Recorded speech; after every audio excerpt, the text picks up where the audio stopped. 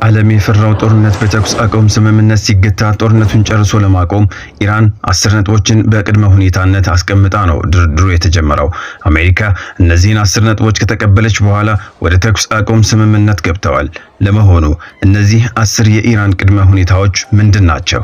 አንደኛ፣ ከዚህ በኋላ በኢራን ላይ ወረራ ወይም ትንኮሳ ላይ ይደረግ የማረጋገጫ ዋስትና መስጠት። ሁለተኛ፣ ከዚህ በኋላ የሆርሙዝ ሰርጥ በኢራን ቁጥጥር ስር ሆኖ ይቀጥላል። ኢራንም ሆርሙዝን ግዛቷ አድርጋ ለዓለም ንግድ ትከፍታለች።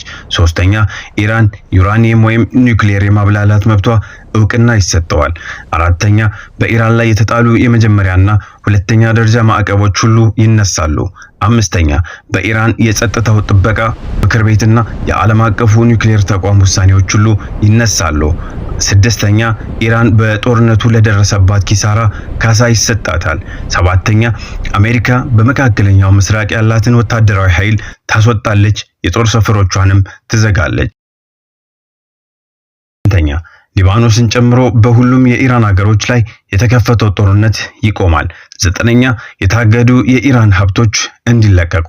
አስረኛ፣ ስምምነቶቹ በጸጥታው ጥበቃ ምክር ቤት አሳሪና አስገዳጅ እንዲሆኑ። እነዚህ 10 የኢራን ቅድመ ሁኔታዎች የተቀበለችው አሜሪካ ዘላቂ የጦር ማቆም ስምምነት ለማድረግ መደላድል ይፈጥራል የተባለውን የ2 ሳምንት የተኩስ አቁም ተፈራርመዋል። ይህ ስምምነት ሀገራችንን ጨምሮ ለዓለም ትልቅ እፎይታን የሰጠ ሲሆን ኢራን የተቃጡባትን ጥቃቶች ሁሉ ከመቋቋምም አልፎ ከጦርነቱ በፊት ያልነበሩ ድሎችን የተጎናጸፈችበት ነው።